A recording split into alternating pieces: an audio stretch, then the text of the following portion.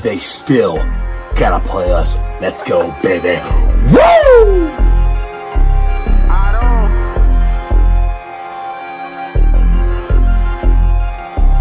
Hey, don't run that ball on the one Hubbard, showed you how that go down.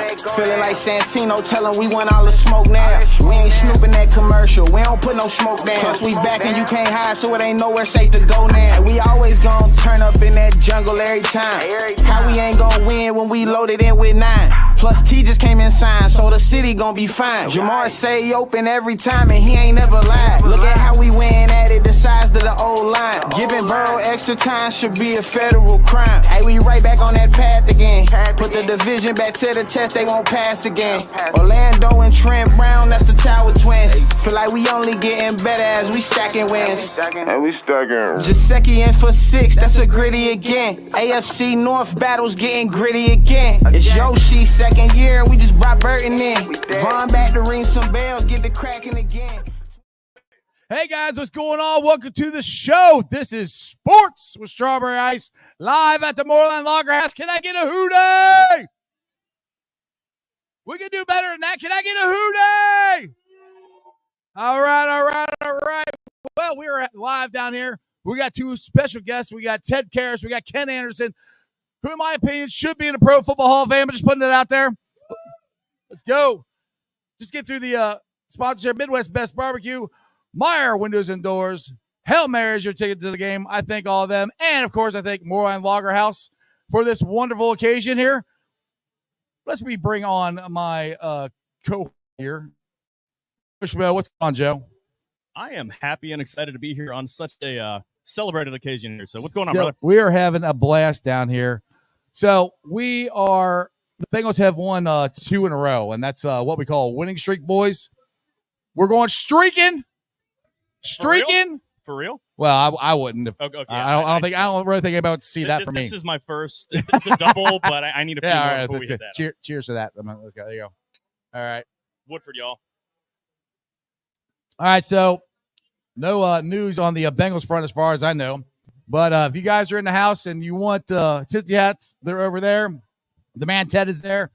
Ken Anderson Alliance t-shirts are over here. If you want that, Ken Anderson's over in the corner. But as of right now, for my first guest this hour, it is my pleasure to introduce the man, the myth, the legend. He has raised millions and millions of dollars for the village of Marici. Give it up for Ted Karras. Thank you. You need that. You need on? There you go. Hello. Hello. Now we can hear you. How you doing, Ted? Doing great. Awesome. So, how's everything going? You doing all right with the season and everything? And how you feeling? I'm doing great. Feeling good. Yeah. It was good to get that off our back in Cleveland. Been a long time. About time. Exactly. And as we say here in Cincinnati, if it's brown, Flush it down. Flush it down. thank you. They're a little slow on the uptake here, so it's all right. We got the beer flowing, so They don't know how much audience participation that you're wanting. So exactly. So we do this every Tuesday live here at the Moerlein Lager House. If this is the first time you guys have been here, where you been at? It's a great time here. So Ted, the Bengals didn't get off to the greatest start, but I think you've experienced this before. I think you said something like this in high school or something. You had a team like that start out 0-3. Yeah, we did. I ended up winning the state championship, Cathedral High School. We came in. Boom. We beat Moeller a few times. Played. I'm 2-0 in Nippert, by the way. There you go. Yeah. Talking smack already. All right. Played X2. Never beat X. But it was interesting how each year I've been here. Now it's my third year. We've had a kind of rocky starts, but the team's feeling good and no one gets daunted. We have a mature team and great leadership with Zach. So we're feeling good. We got the Philadelphia Eagles coming into town. Going to be a big challenge. A white out. White Yes, tiger. sir. You can't really see it right there. You got the Bengals Got white the hat on there. Cincy. You can get that at cincyhat.com. Just Yeah. throw it out there for you. The Cincy hat. The Cincy hat. My bad. The cincyhat.com. V. What do you got, Joe? Just being put on the spot like this. Yeah. So Well, I got a question. I do all the talking most times, so I figure I'll let you talk. I'm used to you never shutting up, so I don't have much to say. Well, it is a podcast where I have to talk for 2 hours. It is so. Yeah, you guys are used to coming back from early, we'll say deficits, but can you guys just make it easy and just win the first 2 games so the fan base isn't sweating? So I don't have to defend you guys for 3 weeks. Well, I think that's what makes the NFL so compelling is that nothing's easy. Right. Right. And the Cincy fan reactions, it's quite something. I mean, it must be a cathartic release to really to put that into the Twitter sphere. Really, a really angry comment, but I like it. Our fans are so knowledgeable and involved, and it's in an endearing way, and it makes us really. It does. We want to do good for the city. We want to do our best. I mean, these fans are so dedicated and. You guys show so much love and do so much good. It's such a cool community. I've really, I've been on 3 teams in my career, and Cincinnati is so unique in the fandom, the fan community of this city and really this town in general. But it's really something special. I really am grateful to be a part of it. It's a Midwest thing, and you grew up in Indiana, so we think you're one of us anyway, right? Am I right? He's one of us, right? Yeah, exactly. Absolutely. Exactly. I better be. You better be. Yeah. Exactly. I mean, not that didn't happen beforehand, but your words of encouragement to the fans in Tennessee. Yes. Yeah, I know that moment. Wow. That right there elevated you into the upper echelon. That's up there. That was to legend stats. Legendary stats right there. That was a dicey moment. I lost my mind on camera. We will never forget it. We love you for it too. I've had some self-conscious moments about it, but really overall, it boosted the Cincy hat pretty good. Yeah. That's all that matters, right? It's speaking of cathartic. I mean, obviously it's the end of a game, and they're known for going at the knees of the players. So I'm sure it was just a lot. He got fined $11,000 for that. What he did right before that. So we go down to Nashville again 2 years in a row after I lose my mind on him. So we need to go down there and get a win. Obviously, Coach Callahan's our head coach. A lot of people have come up to me and talked about that moment. So I'm glad. I was at that game. Pretty risky dialogue to be received so well. Again, I love you, Cincinnati. Thank you so much. Exactly. Listen, we're very crass people. Okay? Yes, exactly. We're very welcoming. We're very warm. That's more of the West Side people. The East Side people, you guys are a little snooty. Like, I don't know about the West Side, but we're down with that. It's all the Germans. Germans are crass. We drink a shitload of beer. Yes, we do. And I mean, I don't, but I mean, Yeah, you're a still bourbon guy. Would you see the stat? I think you guys drink more beer than anyone on game day. Hey, 8.2. 8.2. I love that. I mean, the jungle is rocking, man. It's really fun to play in that environment. It's a big advantage for us too. I mean, people come into Cincinnati. I mean, it's loud. It's really loud. Exactly. Now what's the white tiger? What's like last year we've done the white tiger. Last year we did the stripes. Now we're back to the white tiger. Do you guys get more pumped up for that wearing the all white uniforms because you're undefeated in it? I mean, does that give you guys a more of a extra oomph or anything, or is it just a normal game? I believe very slightly, but I do believe it. Mm-hmm. Look good, feel good, play good. Right. You guys look good in that uniform. I think it's one of the cleanest looks in the Absolutely. NFL. I think that white helmet is unbelievable. What a great switching the rule back to have at least one alternate helmet. It's so fun. Yes. I'm a helmet enthusiast. Right. Had the little ones. Yeah, So, me too. I think it's gonna be great. No, let's keep the streak going. Exactly. That's all I'm thinking about. Exactly. Speaking of smooth looking helmets, your alma mater pulled out probably the coolest college helmet I've ever seen. I heard about those. I didn't see Red them, Grains Galloping Ghost. How quickly did you get on the phone and ask for one of those? I have some calls in, but they're a hot item. Every one of those was hand painted. Yeah, Really? I saw that. Those are gorgeous. And I think it was awesome. We beat Michigan, Beat so Michigan that's by 2 tutties. what a glorious day. Thank you. Yeah. Thank you, by the way. Thank you for that. That's Yes. a big Exactly. That's a big day in Champaign, Illinois. I never beat Michigan while I was there, and obviously they've been at the top of the Big Ten for a long time. So, really thought it was cool. I know Brett Bielema pretty well too. He was on the Patriots staff, so really happy for him that he's got Illinois rolling. They're having a good season so far. What are they, 6-1? I think. Yeah, I think they're like 17th in the country, Top 20. Yeah. Exactly.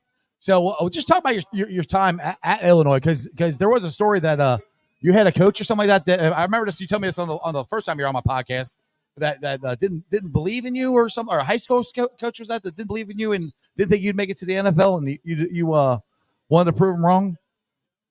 I think you're talking about an Illinois beat reporter. Maybe that's what it was. Okay, that's what it was. Okay. Said that I was going to be a 7th rounder, so I bet him that I Right. wouldn't. And I won by 1 pick. I was the last pick of the 6th round. Hey, so. you know what? Yeah. As we say here, a win is a win Yeah, is a win. We won it. And you won it. Yeah. That was awesome. I don't think he ever paid me either. Oh my goodness. He's stuck still covering college sports, and you're playing the NFL. He does a great job. What a great year it must be for the Illinois beat, though. I'm happy Yeah. for those guys. It's been, a long time. I was a 4-year captain in the worst 5 years of Illinois football history, I felt. So I'm glad the guys are doing some good. Yeah. Exactly. So speaking of doing good, you had a pretty good game according to PFF on Sunday here. Joe, what's the PFF grade there? 82.8 pass blocking efficiency grade. That's Nice. not bad. That's not bad. Do you PFF guys, gave me an 80. I know. Yeah. Finally. Finally, what's Yeah. up with that? They actually give some Bengals some love. PFF is so interesting, especially for all linemen. But I think Chris does a great job with that. It's a useful company for fans, and a lot of front offices. They compile a lot of data that is very helpful to players and coaches. So they do a great job. You think Chris would kind of roll it in Bengals' favor at least once, since he does own the company. I'd love a little, a little 5-point leeway. Yeah. Exactly. So we got the Eagles coming up here, and the game got flexed. Yep. It was going to be a 4:00 game, not a 1:00 game. Does that put? For me as a fan, it put the chip on my shoulder, but I can't do anything about it except for cheer real loud. Does that put the chip on your guys' shoulder? Like, oh, you flexed this out. No, but I was thrilled. A home 1:00 game is all you can hope for as an NFL player, because you get to win the game, and I usually have about 25 to 40 people in town for games, and you win, and then you get to spend time with your family, and after a game is the most relaxed that you'll be all week. You're still pretty jacked up, but those are the moments that make an NFL career so special, sharing with the people you love. So I was thrilled. Let's go 1:00. I'd play at 11 if I could. Just Let's get it going, man. What are we waiting for? We got to get ready. I tell you, some of these people like them over there, they start at like 6 a.m. So tailgating. So some people start. Oh, really people early. are out early. Yeah. I get to the stadium on a 1:00 game about 9:15, so 9:00. So people are out there. What do you think the tailgate scene is like here compared to New England or Miami, the other two stops you've been, from what you've seen? Comparable? Are we better than everybody else, or what do you think? I think it's one of my favorite parts about Cincinnati is the first time that I've actually worked in the city that I'm playing for. Right. So like Boston, we were an hour south. Mhm. Miami's about 45 minutes north.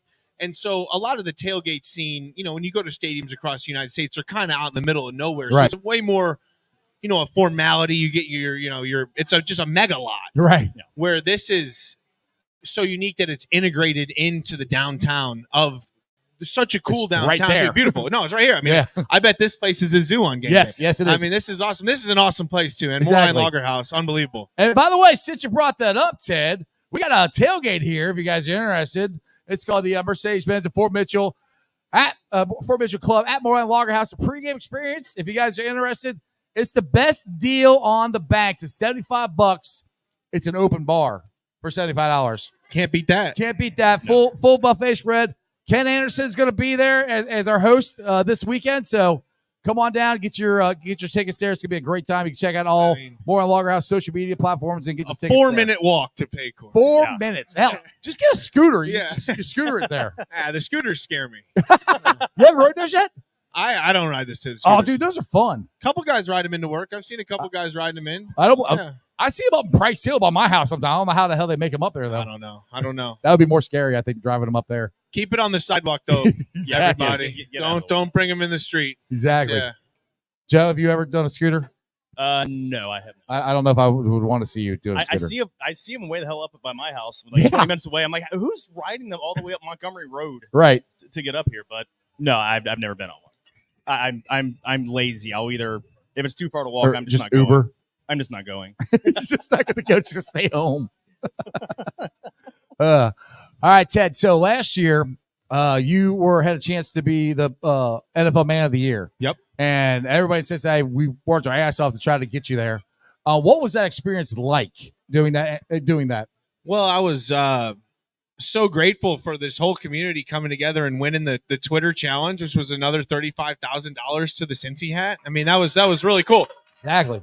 I mean, I think the year before, participation just in the event, just Cincinnati and our votes tripled the total participation of the whole thing the previous year. So I'm sure the NFL was happy about it too. Right. Absolutely. But that was really cool by you guys. That's what spurred on St. Taddy's Day. Yeah. There we go. There we go. I can't show mine. Mine's a little. You're down. Yeah. I can't wait. All right. So I didn't get a chance to ask you this at St. Taddy's Day. Why the thigh? Because I had to hurt. This didn't hurt at all. That had to hurt. I went against my wife's wishes, so I didn't want her to have to see it in every. So it's in shorts covered up. I got you. But no, that was so cool. Really, thank you for everyone coming out. What a unique event. Dude, that was so much fun. I think over 450 people got tattooed that day. Yeah. And now just with shops around the city, I think we're up to around 700, 800 people across the city have a Cincy tat. Actually, I have a 6-month-old daughter. Yes. And at Christ, one of the nurses on the delivery floor came up and showed me her Nice. Cincy tattoo. So Nice. I thought that was really cool. That's awesome. Yeah. That's awesome. So speaking of that, so you're for a father for the first time. What's that? I experienced myself. I got my beautiful daughter over here, my awesome son over there. What's it like? How does that change your life? I know it changed mine. Oh, it's been unbelievable. I love her so much, and really just makes me so grateful for the opportunities that I have. But to rush home whenever I get a chance, right? And, I don't want to miss anything. I feel, gosh, when I come back from road games, I'm like, oh my gosh, you've grown so much. She got big. I know. I hope you still recognize me. I'm sorry I was gone. We had to go beat the Giants. And we're very proud you did. Thank you for doing that. So has she how old is she now? She said 6 months. 6 months, yeah. So she in the crawling stage, the one arm stage. She's about to start zooming. She's she's been moving subtly. I just keep thinking it's every day now. She's gonna, we have to baby proof the house a little bit. I was looking around today, off day. I was like, all right, we gotta get some of this out of here. Start climbing and getting into that. We gotta get some of this out of here. Yeah, you will never be able to baby proof enough. Just, no. you may think they everything's find out of everything. Yeah, exactly. Just cover all the plugs and make sure that there's nothing that can fall down outside of that. They're built low to the ground. Just don't have an entertainment center, because especially if you had a boy, he likes to climb it. Did he bring the TV down? He almost did. Day? We got rid of the entertainment center before he did that, because he was crazy. That was last week. That's true. Actually, that might have been me. I couldn't. I forgot. I don't know. So, what up? what's your off season like here? And I know you've done a lot of stuff with Village of Marici. Just talk about that. Actually, how much money you've raised from the Cincy hats? What you guys been able to build there, and what you're trying to accomplish? So we've raised over. We started this about this time, week 7, week 8, 2022. So we're coming up on about 2 full calendar years. We've raised close to $2 million for adults. See, I was right when I said millions. Oh yeah, millions. Yeah. No, it's been unbelievable through donations and sales, and people that have come out, and Kenny's here. I'm really blown away by the synergy that I've had with this mission, and so many people in this city have come out and are doing their own mission. So we've been able to help so many different organizations. Right. Obviously, the Village Marici in Indianapolis has doubled in size of the residents that they house. With a brand new building coming out here soon, should be done soon.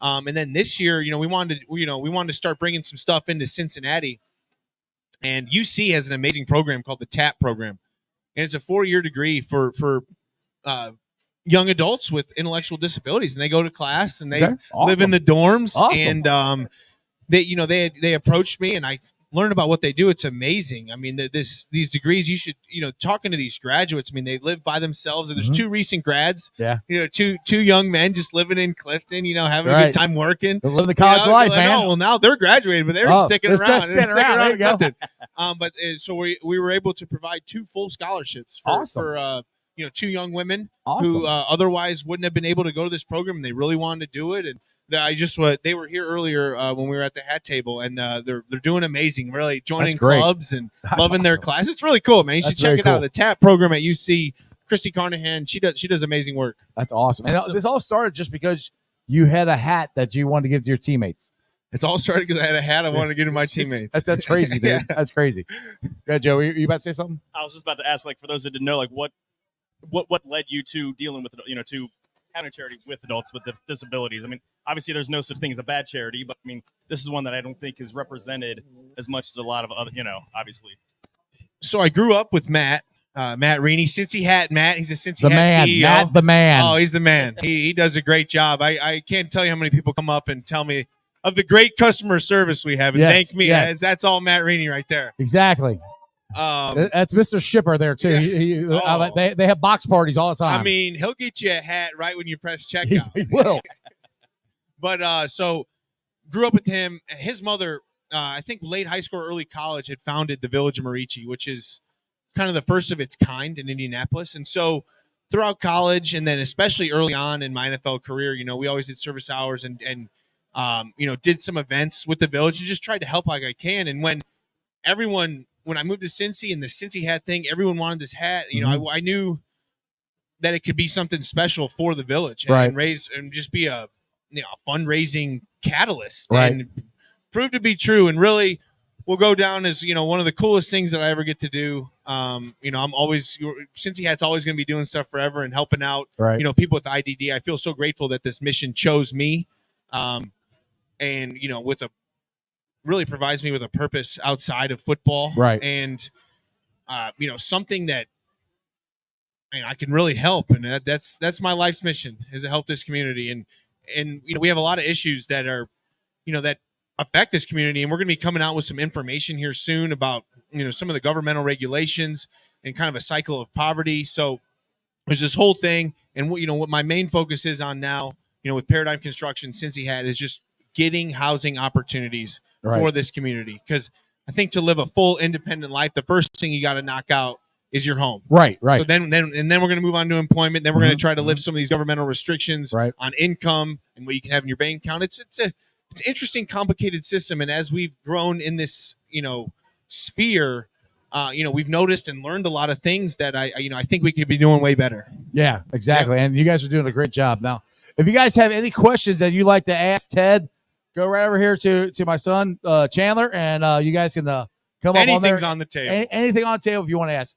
Now, one thing I want to bring up about this whole thing with Village of Marici, it's not only just getting the person out on their own, but it's also taking a weight off of the family, because the parents don't have to worry about what's going to happen to their child when they're no longer here. They know that they're going to be taken care of. And just tell some stories about that. I know you said some stuff about how that takes the weight off people. Well, that's one of the number one anxieties of parents in this community is, what does happen to my son or daughter when I'm no longer here? And is there a network in place? Is there infrastructure in place for them to live another 20, 30, 40 years? Exactly. And, live well too. And so I since we started this project, I can't believe how many people have come out and told me a story about how this affects their lives. I mean, it affects pretty much everyone. And it's, really special that we get to do this. And, I feel very strongly dedicated to, figuring out the best solutions here in Cincinnati and for everyone with the IDD community. I think this city, with the people we have, Kenny Anderson, we have, the UC, Mike Metz, there's so many people around this town that are all in on this mission. And I think that Cincinnati can be kind of the pinnacle of changing the way that we do things and providing the best care in the world for this community. Exactly. That's awesome. I mean, that's what we're here. If you can help anybody and you have a platform like you have, and to be able to raise money by a hat is unbelievable. How much you guys have done. It's 100% of it goes straight to those programs. Yeah, so it's not. it's awesome, I'll dude. never take a cent from the Cincy hat. Exactly. It's here for that. That's awesome, dude. That's awesome. Joe, you got anything? Kind of change gears a little bit here. Obviously, you were there in Cleveland to witness, obviously, the not so warm introduction that Deshaun Watson received when he came out on the field, and then the crowd's reaction when he got injured. A couple of the players, right? I mean, the crowd was cheering. And then a couple of the Browns, Myles Garrett and Jameis Winston in particular, came on and kind of, I don't want to say excoriated, but made comments sticking up for their teammate, glossing over the fact that there are over 24 settled lawsuits. And I'm not asking your opinion on that, but what is your take on the entire situation? We'll put it that way. Were the fans wrong in cheering for no one cheering for an injury? Right. It's a delicate because they're not cheering that someone's hurt so much as it's the person involved, with the stuff. But what's your take on the entire situation? Since you were right there in the stadium on the sidelines as everything happened. Yeah.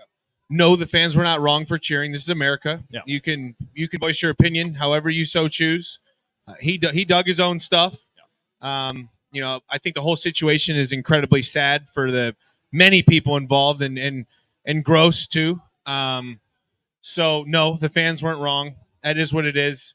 I think as far as Myles and Jameis, that is their teammate, and what else do you want them to say? Right. So they you have an obligation as well to that whole media literacy, and obviously a tough game and a very what I thought was just an objectively sad moment and a very unique moment that I've seen in my life. I've never really seen that before. So no, crowd was not wrong. It is what it is. This country, that's why people love the NFL. It's a show, and he didn't endear himself to anyone. In fact, did all that he did. I'm not going to get into that. So right, exactly. Crowd was not wrong. And that's why we love this country, too. But it was sad. It was objectively sad. So, right. Yeah. But that's the whole situation, the entirety of everything. The entirety of the whole thing was just a mess. Yeah. But also, that's why we love the country, because it is a free country. We got a question over here. Hey. So it's 3rd and 12. And you guys make a big first down. And it happens often. How do you feel in the huddle after you make that first down on a big drive? Well, we're relieved we're not punting. Glad we did a good enough job, because usually 3rd and 12 is probably the hardest defensive front of that you'll get. So that's probably one of the tougher situations. So glad we got it. Yeah, we need to be in less 3rd and 12s would be a good thing. And then really what I try to do is just peek at the video board and see if they give us a quick replay, so that the next time we're in that situation, I can kind of get a full picture of what the defense looked like. Because center, you get a picture, but you like to see the TV copy of what were they bringing? Did they bring anything unique? And then try to snap my eyes back to Joe, get the first down call, and hopefully keep the drive rolling. But really, one of the main things I do after a play is just peek at the video board real quick, just to get a snapshot of what the defense did, and then get my eyes right back ready for the next play. There you go. You got another question there. Right behind you there, Chandler. Okay. Hey, Ted Karras. So my question is, what was your favorite Bengals moment being about this whole entire career? Favorite Bengals moment since I've been a Bengal is the fumble in the jungle. Yeah, baby. Sam Hubbard, Sam the Hubbard. Cincinnati kid. What an unbelievable moment in a Exactly. really tough game. And I don't think I was in disbelief. Awesome. Let me ask you, could you make the My 100-yard name's dash? Alex. Nice to meet you, Alex. Yeah. Fumble in the jungle, baby. Great play. So- Sam with a pick this week, too. First Yeah, career. there you go. Exactly. Sam, That was a contested It's- catch, too. That was not an easy It was in catch. traffic. Yeah. and it's amazing what happens when he's healthy. So, No, he's been doing amazing, man. Yeah. What a great leader for us, a great friend. That's a man. so Exactly. let me ask you, could you be able to make a 100-yard like sprint end zone to end zone? Oh, with With guys that- trying to tackle me? Yes. I mean, it would be a miracle play. Would you be looking to pitch it to someone behind you, or would you be like, Oh, hell that no, this depends. is mine? That depends on the situation of the game. You know, if it's opening kickoff, probably not. But if you get tackled, if it's the last play of the game and you're a lineman, you get tackled with the ball. That's a minus. Get rid of the ball, man. It's our only shot. So is there ever going to be a center option? I don't think so. Well, have you ever caught a pass in a game? I've never recorded a stat. Really. I have College, high school, nothing. nothing. Really? Oh, in high school I've had a tackle. I'm saying in the NFL, but I've never scored a point in football ever. Right. I have a forced fumble on Monday Night Football, Nice. but it was a 2-point conversion, so Okay. it doesn't count Oh. because it's a dead ball play. Boo. It's a sick play. Tom Brady threw a pick in Buffalo, 2-point play, Yeah. and it was like right in front of me. The linebacker punched it out. We didn't recover it. Though. Oh. It sucked. But it was a cool moment. Yeah. We'll have to YouTube that. We'll have to YouTube that. Penalties a stat? I don't think so, actually. Yeah. I mean, they do record it, but I don't think it's considered. I guess if you record something, it is a statistic. But yeah. You got anybody else want to ask a question? Got another one? All right, go ahead. Another question is, have you ever gotten a big fine from the NFL at all? He said, "Have you ever got a big fine?" In the Another NFL? knock on wood situation. Have I ever been fined from the NFL? No, I have not. Yeah. Actually, Dave Andrews, the center for the Patriots for a long time now, and captain, I was not a great COVID mask compliance guy in the facility. Yes. Oh, sorry. I found it. I wasn't very good with compliance, and so the NFL had cracked You're not down. good at following rules. No, I am good at following rules, but not To- particularly to a that one. certain extent. Not in the facility at Yeah. least. And so the NFL cracked down Right. on whatever that year, 2021, said, they have cameras up and we're going to fine you if you don't have a mask on. And so I didn't. And, kind of made a big stink about it. And they did this elaborate prank of like full NFL letterhead, FedExed me, a fake FedEx envelope. and hit me with a fake $42,000 fine, and I started freaking out. I'm calling my wife like, "Don't buy that." We're not gonna go doing broke, that honey. anymore. I just got fined for not wearing a mask. And so they let it go for a while. I thought I got fined for like 5 hours. So yeah. All right. So Thank you. So I got a question for you. Who is the funniest guy in the locker room? Who's the guy that you cut up with? That I cut up with. I mean, I think Jamar's pretty funny. Yeah. I think he has a lot of good stuff. I don't think it's not like we have a bunch of jokesters out there, but we have a good time. You guys play pranks on each other? I saw the Mike Hilton one last year for Yeah. Halloween when he was the mannequin. It's not a huge pranking team, which I'm grateful for. Yeah. No, but we have a good time, man. We have little inside jokes, and really the general energy of the building is really good all the time, and that's how that's a credit to Zach. And, Yes. and the culture he's put together and the guys they've brought in. So we have a great time at work. I really, I've had this is my 9th season in NFL. Playing in Cincinnati is by far the most enjoyable, fun, and fulfilling that I've felt playing on a team. So you brought up Zach here. Just talk a little bit about Zach and how he has, because here since he changed the culture here. He started at day one. We got to get the right guys in the building. We're changing what we're going to do. Just talk about Zach and how he is a culture changer and just kind of a guy he is. Well, I think he's always brings great energy and has a great demeanor. Can handle situations in a very mature and concise manner.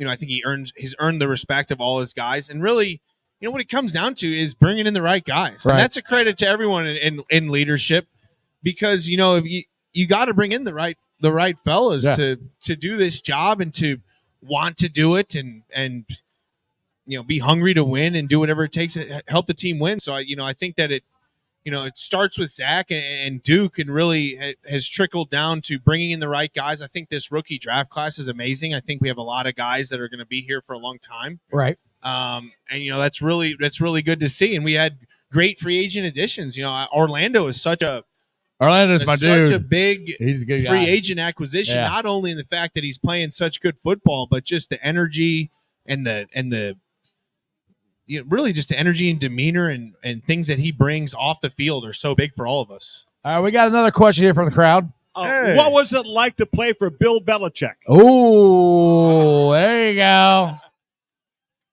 Kenny from the top rope, Kenny baby. Let's coming go. Who was that guy asking the questions?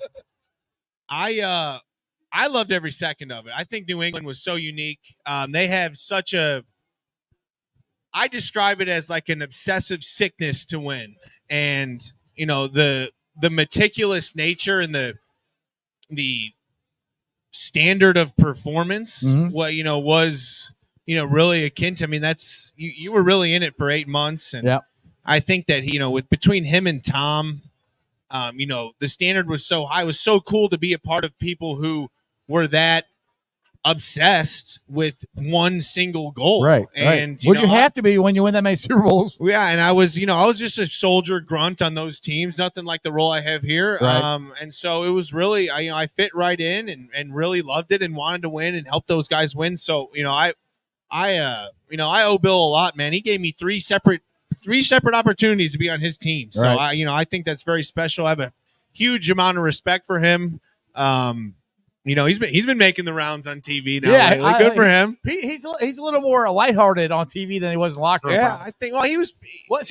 Corey Dillon told me he's a lot funnier than people he's give him pretty credit funny, for. man. He's a pretty funny guy, and he's. I wouldn't consider him laid back, Right. but he's certainly not curmudgeon-y all the Yeah, time. not like we're gonna move on to Cincinnati. Yeah, so I'm sure we'll see him back somewhere next year. Yeah, I would think so. He's only 11 away from all-time wins. Yeah, I don't think he's gonna give up the fight.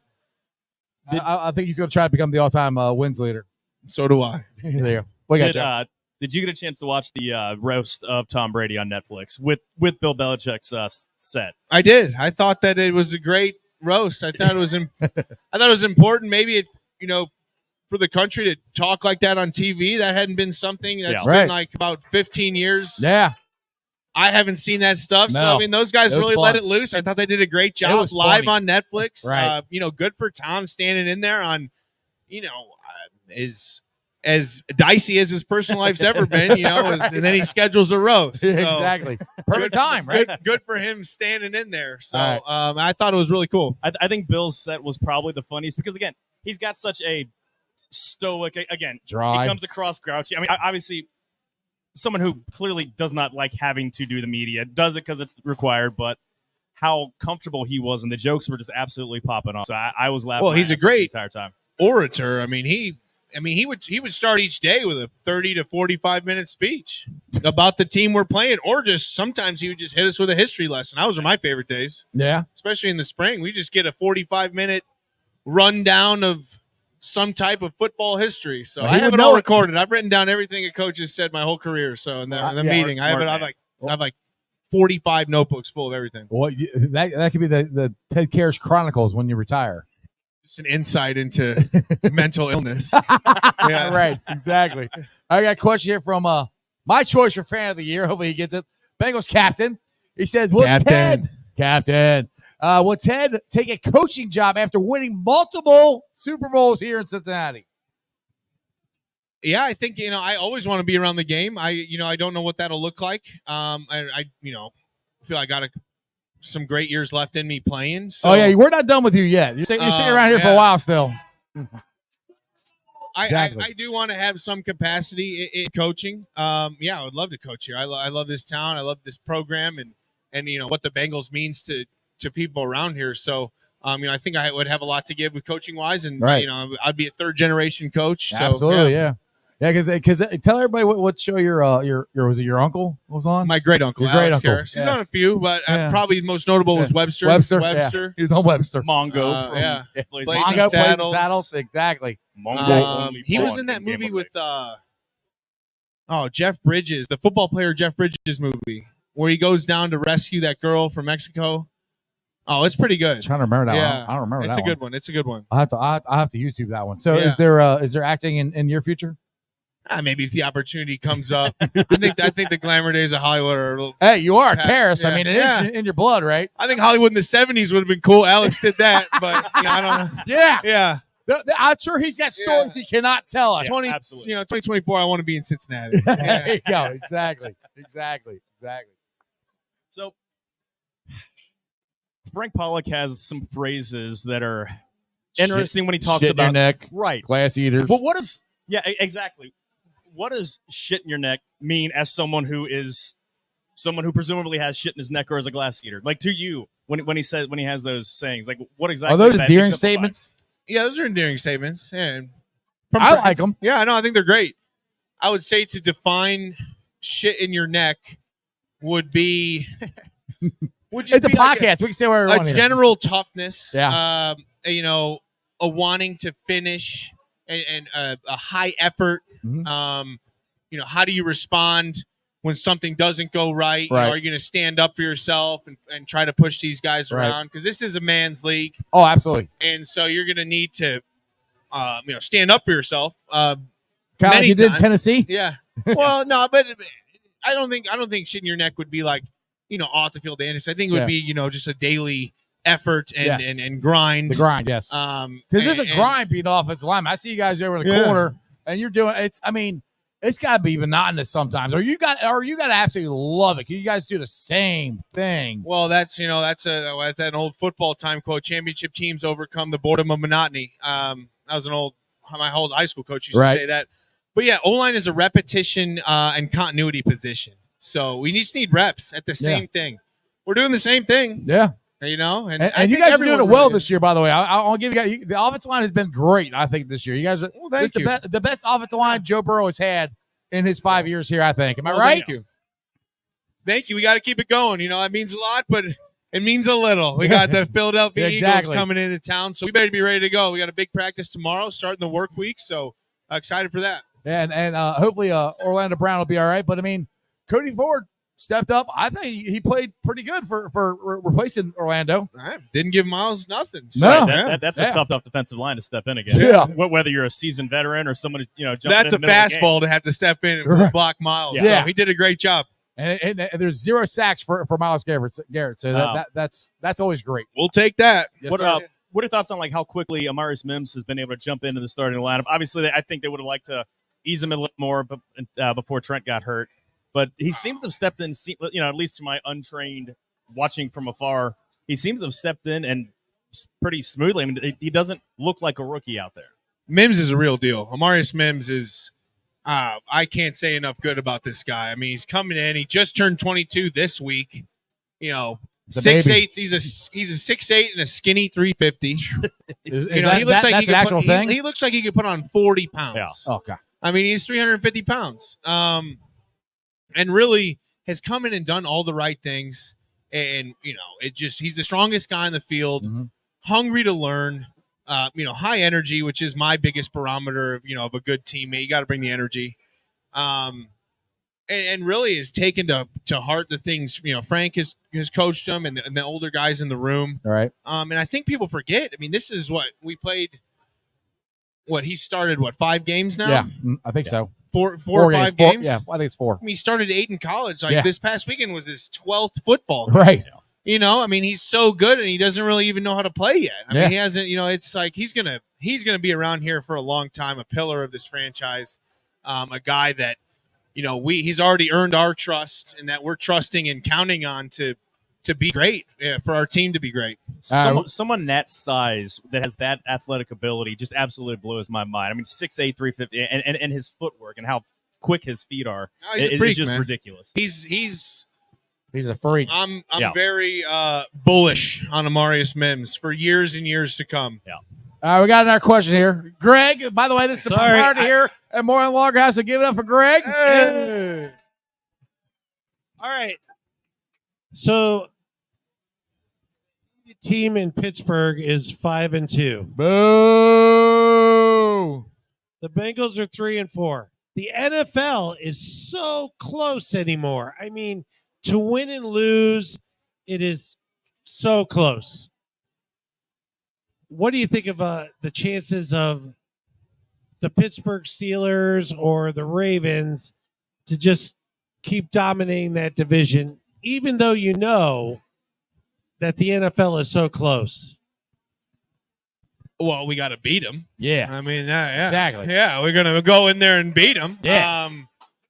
That would be the first step. I think the AFC North in particular has even more parity than the rest of the league, but there's really no margin of error on game day in the NFL. I mean, you throw one or you turn the ball over one or two times, give up a couple big plays. I mean, you're behind the 8 ball, and really all these games come down to the fourth quarter. It's really crazy. I mean, the NFL must be thrilled with what they've created, Right. Which is just the ultimate parody. You say you're saying scripted? I don't think so. Sorry. No one's ever told me what's going to happen. But really, that's why you gotta hit your preparation landmarks throughout the week. Mhm. Have good practices, and then no matter what happens Wednesday, Thursday, Friday, you better show up Sunday. You better show up ready to go. So close. So is the AFC North, in your opinion, the toughest division in football? I do. I think football migrates, but I think if you look at you got Lamar and Joe, Right. That's crazy right there. And then you got some of these defenses Yes. that really the trench play is really good. There's a lot of good O lines. I mean, there's just a lot of good players. If you look at the AFC North's record, last year, I don't know what this year looks like, but just last year outside of ourselves, Right. It was very good. Right. And went in there, and we're kind of unique in this division. We're differently built than the Steelers and the Ravens. Right. And then Cleveland is what they are. But I just think there's just this division's very close, and it's led by good quarterback play and good front seven play. Right. So speaking of that, do you feel it as a center, as an offensive lineman, a difference in the way you feel on Monday from an AFC North game to say playing the Commanders? Is because our Marius Mims was understanding? Yeah, I was told it was going to be a battle, and it was a battle. There's a different kind of football with AFC North. Is that just a rookie experience? No, that's a true statement. Okay. I think that there's a lot of different factors that go into that, but the AFC North, especially all three teams in our division are going to stack the box. So there's going to be a lot of big bodies around, and they're going to be well coached. And there's good coaches and there's good players in this division. So it's so tight. We got to bring our best every single time. Exactly. All right, got another question here from Matty Myers, the originator of Jackpot Joey. Ted, through your NFL career in 9 years, and even going back to college, who's the guy that looked like they needed a sedative for the game? That guy that was like, you know what I'm talking about. Yeah. The guy's so revved up that you're like, wow, we got to do something with that guy before. Yeah, so the question was, who was so revved up that we got to do something about that guy before the game? There's been a few. I think going back to my college days, Malik Collins, he's still playing. He's a 9-year defensive tackle. He's in San Francisco now. He was at Nebraska. Always had to deal with him, since we were 19 years old. So great player. I think when I got in the NFL, I had never really experienced someone much stronger than me. And so in Ndamukong Suh was my second start ever, my second game. And Ndamukong Suh, I played pretty good against him, but I had never felt that, strength from a man and speed. And just, so I knew, you have to use good technique and get it done. But I think, Ndamukong Suh in the NFL was kind of like wow, this is a man's league. So better be ready to go. Exactly. Yeah. I got a question here from the chat here. Rick the Rock, if you see his picture, he looks like Dwayne the Rock Johnson, if you ask me. Am I wrong? Like, see that picture? Doesn't he look like the Rock right there? Yeah, Looking good. Exactly. All right, say, hey, Ted, what do you think of Volson's play this year? By the way, he got 2 bullshit holding calls. I just want to put that out there. But what's your thoughts on Cordell? I think Cordell's done a great job and really, been exactly what we need to be. Is a third-year guard who's really taken that third-year leap into, quality plus starter in the NFL.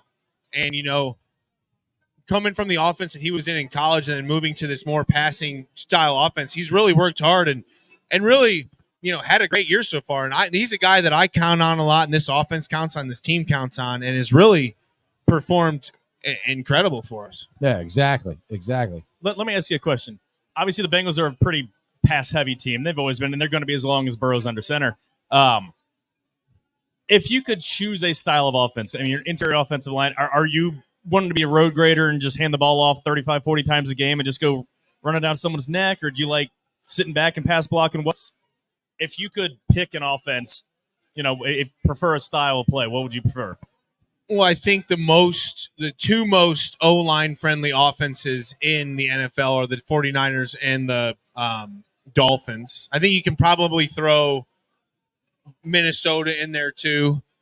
And you need a little bit of everything. And so, my philosophy on offense has always been, who are our best players and how can they help us score points? So what positions do we need to put them in to score points? So, we've been in a lot more 12 this year, 12 personnel, and I think Eric All's been such a huge addition to this offense. He's been unbelievable. He almost could be an offensive lineman himself. So, way he block. No, he's a great athlete too, because he can go out there and catch. So I think you always want to use your best personnel in the right way. So that for us, if you look at our best players, it's Joe, it's Jamar, and it's T. And now we're adding Eric All, and we got Drew Sample, and we got some tight ends, Mike Gesicki. But I think I think Zach's done a great job keeping us multiple. I think probably at our heart we're an 11 personnel team, but we've come out there and run some 12, and we've been running the ball. I think Chase Brown's amazing, and Zach Moss is too. Fast. If you're just going off of what's less stressful, it'd be run blocking. But I think we have great pass blocking O linemen, and that's what we're asked to do a lot. Is there anything better though from if you're asked to pull and just coming around full speed and just meeting a linebacker, meeting someone from the second or third level in the hole, and just destroying them? You better be ready to go in this league. Yeah, exactly. Yeah. Exactly. All right, I got a question from the chat here. My boy Pork Chop, he said, Ted, what's your opinion of Matt Lee and his position moving forward? Well, Pork Chop, I think he's referring to how Matt came in at some heavy tight end sets this week. So, he did a great job. Really hadn't repped that. And with Orlando going down, we need him to step in. Did a great job. Matt Lee is fantastic. Yeah. And another you can go up and down this rookie class talking about guys that want to get it done, good players, such a, it's a sign of a good, healthy program that we have, two rookie O linemen that, people trust and people like. And Matt's done all the right things and, had a great camp and earned his role in this team. And I think just as he keeps growing in the NFL, I think he's going to have a long NFL career, a very long and successful NFL career. He was so excited after he got his first start at preseason. I remember watching him after the interviews and everything. He was glowing, dude. How fun is it to watch guys enjoy football? Because we like people who like football. Yeah, no, it's so cool. And one thing I've always thought about is I'm in year 9 is when I showed up. Like Matt Lee, I was a 6th round pick, playing center and guard. And the older guys were so cool to me and helped me out, showed me the ropes. I've never seen really any hazing in the NFL. There's nothing like that. I've never believed in that, at any stage of my career. But, the NFL is hard enough. And then you got these guys from all over the country, trying to achieve their dreams. And so, I think these rooks were nervous when they first showed up, and we assured them, we're like, "Hey, man, we're not going to hate you. You're not going to duct tape you to a pole or anything. We're going to help you out, man. Right. We want to help you. You got to help us. We want you to, earn our trust and be a part of this team." So I remember, talking to both of them. I was like, "Hey, man, we're not going to bully you or anything." Right? Yeah, exactly. We're just going to help you out because that's how everyone helped me out early in my career. So. Always, I think that's very important to having a good team is, guys genuinely caring about each other, helping each other out. Exactly. Now I want to roll back to the Cincy Hat and Village of Marici and Matt, your buddy over here. You've known him since high school. Is that right? 8th grade. 8th grade. Now he's one of the reasons you're so passionate about this program. Why don't you talk about a little bit about what Matt has how he brought this to your attention and all that. Well, I just in an interview at my locker just blurbed out that we're going to sell these hats Right. with no plan. Right. So thank goodness for Matt, because he came about 2 weeks later. You just told him like, "Hey, we're doing this." No, I didn't really say anything, and Matt was like, "Hey, man, we're going to do this. Like, I got to help you." And I was like, "Oh, yes, you do." And he's just done such an amazing job, and really, he's our full-time CEO. Yeah. And Matt, I mean, finds we have a lot of corporate partners, we have a lot of high schools partners, and, Right. and different missions, and that's a cool thing. We come out with new art, and it's so fun, and we have. I think we have the best products in the world. Just Imperial makes they're amazing quality hats. Yeah, They're quality hats. they're quality hats. Yeah. And so it's been an awesome journey, and really, it's all credit to Matt. I mean, Matt has put together a $2 million hat company, for charity. Yeah. So Like that's I pretty said, sweet. Millions and millions of dollars for the village of Marici. Yeah. Well, we need the camera over here so I can get the question. Oh, you got it? All right. We got more questions here. Hold on. Thank you. Gotta wait for Jeff to figure out how. Yeah, I got to figure out how to get the camera to work. Go ahead. There we What's go. your question? Go ahead. Hey, in your entire football career, what was the biggest lesson you learned and who taught it to you? Oh, And this is wow. super fan. My entire football career, what was the biggest lesson I learned, and who taught it to you? Wow. I mean, I don't know. I've learned so many. He wrote them all down too, right? I've written a lot of things down. Gosh, I mean, one thing this is a little harsh. I'll bring a deeper one. I'm going to think of a deeper one. This is the first one though. Is when I watch football with my wife, something bad happens to another team or a guy makes a mistake, and she's always like, "Oh, I feel so bad for him." And one of my big mantras in the NFL is, we don't feel bad for anyone because no one feels bad for us. Right. So don't waste your energy feeling bad for someone else's season. It's called not for long for a reason, That's right? kind of a harsh one. I think, one of the – there's a Frank Pollock quote, actually, this past week that really stuck with me. And I've always been so grateful and for all the opportunities I've gotten. And, we were talking about just going up to Cleveland and what we need to do. And Frank – kind of goes on a little monologue and goes, kind of highlights the right tackle. He goes, how cool this is? And we're all kind of like, I don't know. He goes, you couldn't even pay with all the silver and gold in the world to get this experience. You can't pay to be on an NFL field, and you can only earn it. And, the guys that are out there on that field have played on football fields, from Pee Wee on and earn their opportunity up to the biggest stage. And I think that's very special. And there's only about 1,500 guys a year that get to do it. So I've always been grateful, but that was such a great, I think, blurb by Frank. You couldn't even pay. And so we started calculating it out. It was like, well, let's see. Could someone? So we went with, how much would it cost to buy a team? About $4 to $6 billion. And then you have to sign yourself. So you actually couldn't, because we said the competition committee would probably shut it down. Right. So yeah, exactly. It's one of the rarest experiences in the world to go line up on an NFL football field. So I really appreciated that sentiment from Frank Pollock on I think it was like Wednesday afternoon. That's awesome. That's awesome. Yeah. I got a question here from my son Chandler, who's in the room over there, but he's eating. So basically he was how has Burrow grown as a leader? Because he's talking about he might need to be more vocal. And have you noticed that from year one, from when you got here to year, what, 3, 4? 3 here. Three Yeah, here. I've been here 3 years. Wow, it was 3 years ago you're on my show? Wow. Well, 2, but I mean, we counting this year as Okay, 3. Yeah, okay. yeah. I got you. 2.5. I got 2.5 years. Yeah. So Joe's always been fantastic since I showed up.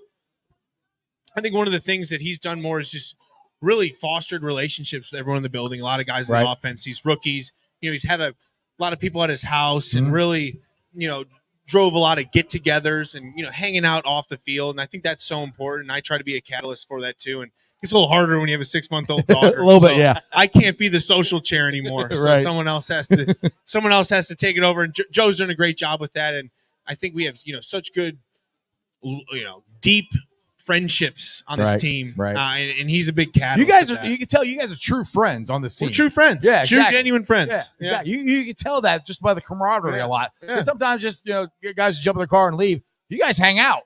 And that's not always the case. And, Right. I think that's a big disappointment to a lot of guys that come from college, rookies, especially. I see that, it's not like, these aren't your 4-year scholarship brothers. You know what I mean? That guy's 32. You're 21. He ain't hanging out with you much. But that's why you have to foster these situations where you do hang out because, me and Mims are living two different lives. Yeah, a little bit. Yeah, a little bit. A little bit. I mean, out of a locker room, it's the center. They have every culture in America all in one locker room, and you guys are all pulling on the same rope to accomplish one thing. And there's nothing like that other than a NFL, MLB, a professional locker room like that anywhere in the world, other than what you guys get to experience. And that's a very unique situation. It's really cool, really special, very exactly, very deep gratitude to be a part of it. I got one more question here from Matty Myers. So one more question for you. If watching all these guys, Mark Duffner looks like he's the liaison between all the coaches. They look like they kind of lean on Mark for stuff. We love Mark. We love Mark Duffner. Mark Coach Duff. Anyway, I'm just wondering how you guys feel about Mark, what his real job is. Anyway, What his real job is? I mean, I know. Well, he coaches the defensive ends. He coaches the defensive ends. They're a defensive ends coach, outside linebackers and defensive ends. And, a great leader. I mean, been around the block, a ton of experience. We love Duff. Duff fires us up. Duff actually presented me with a cool opportunity 2 years ago now to talk in the Catholic Men's Conference that comes to Cincinnati every couple years. So that was, that's something that we bonded over and, thought we did a good job sitting on the panel. So, Duff brings a lot of experience, a lot of juice and fire, and he's fired up. He gets us fired up, and he holds a lot of respect in Paycor Stadium. Exactly. All right, Ted. I want to let you get out of here. So hopefully you can go sign a couple more hats before you get out of here. But I thank you very much for coming, dude. It's been an absolute blast. I'm so happy you're a Bengal. I'm so happy you're on our team, and I cannot wait till you get Man of the Year and the Bengals win the Super Bowl. Let's go. Get it over Ted Karras. Thank you so much. Kenny's up next. Yeah, I forgot to do the office trivia, but he's got to get out of here. It's a school night. He's got to go to work. See you, brother. Appreciate it, dude. All right, again, we're down live at the Moerlein Lager House. Now, our next guest is one of my favorite players when I grew up as a kid. I'm going to make him feel old. I'm not trying to. 1981 MVP. Should be in the Pro Football Hall of Fame. He is in the Bengals Ring of Honor. He is the one, the only, Ken Anderson. How you doing, Ken? Welcome to the show. Well, thank you very much. I appreciate it. No problem. So, how do I follow Ted Karras, though? I don't know. It's a pretty hard follow. But I'm sure you can handle it. You're kind of well known around here a little bit. Well, listening to him, we've got one of the great color guys on our radio network. Absolutely, Dave Lapham. Who's getting a little older. I think what better guy to take Dave Absolutely. Lapham's place? There you go. Ted. Absolutely. He's got young kids. He doesn't have to spend all the hours that coaches spend. I think he'd be great in the radio booth. That would be awesome. He's got to play center for us for a couple more years, but I think that would be. No question. That would be no awesome. question. Awesome. We got to give Lapham a little more lead time to get out of here. Yes, exactly. Because Lapham was my roommate for about 10 years. Now, speaking of Lapham, he's another guy I think that deserves to be in the Bengals Ring of Honor, don't you? Oh, no question. Exactly. And of course, most people know him because of his bam, bam, bam, Coffindale. Exactly. He's very excitable. The guy goes at breakaway, go, go, go. He always over. That's what we love about it. We're doing the same thing. He gets so excited about the games. But Dave, besides being a good guard, he played every position along the offensive line. We call him the tool. Right. Somebody gets hurt, you can plug Dave in there. And I remember our center got hurt, and Dave goes in, and he never missed a snap in like 3 or 4 games that he played center. And he also played every single position in one game. Oh, no question. That's unbelievable right there. No question. But Dave is a great guy, and Ted, the things that he does for the community is outstanding. But I think the Bengals have so many good guys on their team. They got a lot of great football players, but they got a lot of guys that do so much for the community. I really commend them for that. And, certainly, Ted gets a lot of credit, and Joe with his foundation, and, Sam Hubbard, he's doing commercials. Right. But, you look at all these guys on their off day and what they do to make our community better. Exactly. I commend this team for that. Exactly. Now, has there always been? I mean, obviously, you started with the team in the early days of the franchise, but that seems like something that the Brown family has always kind of fostered. I mean, obviously, Reggie Williams was a member of Cincinnati City Council while he was playing on the team. Yes. That to be involved in the community, whether charitable or otherwise, is that something that they've always pushed? Well, I don't think they pushed it. I think it was just the culture of being in Cincinnati. And I think I was our first Man of the Year award winner back in 1975. And since then, we've had, Anthony and Reggie Williams and Boomer Esiason, and Ted should have got it. They should have got it last year. He lost to a freaking Steeler. Well, yeah. But no, I mean, I think that's just, Max Montoya, Anthony Munoz, all these guys, California guys, where do they retire at? Cincinnati. Here. They're also here, and that's what, this community is special. Yes. And they really care about their football team. And, that's why it's a special place to live, a special place to play. Exactly. Now, one thing I want to ask you about is, and you probably asked this a million times, the 81 season. You guys had the orange helmets with the Bengal on it, and then all of a sudden you're coming out with the stripes. And Collinsworth said the great line, we better be good if we're going to wear these helmets. No question. How did you guys feel about it? Because we love the stripes. I mean, I think it's the coolest helmet around. Am I right? The Bengals helmet is the coolest helmet around? Right. It's exactly. iconic. I mean, it's absolutely iconic. It's become just like the Rams horns. I mean, you see that, you know who you're playing. You know who you are. So how did you guys feel about it in 1981?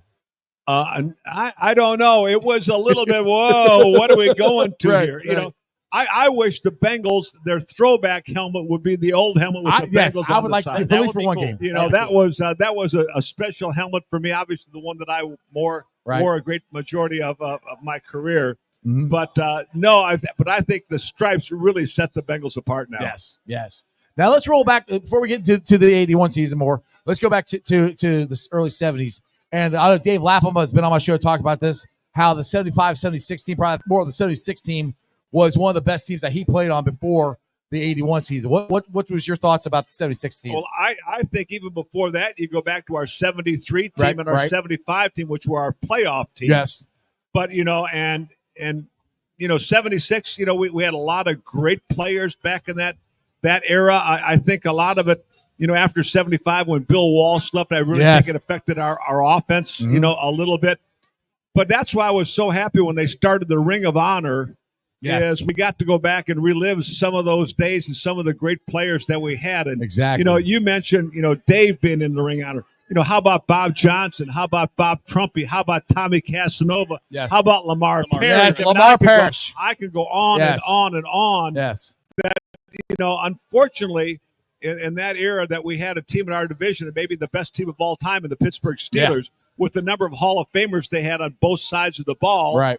And, I just think, during that period of time, I think we were the second best team in the National Football League. A lot of times. It was just tough to get past Pittsburgh. Exactly. Now leaving Lamar Parrish, and that's the thing. Some of the younger people don't know them. They never saw him play. Like Bob Trumpy, he changed the tight end position. He changed it from a blocking position to a receiving position.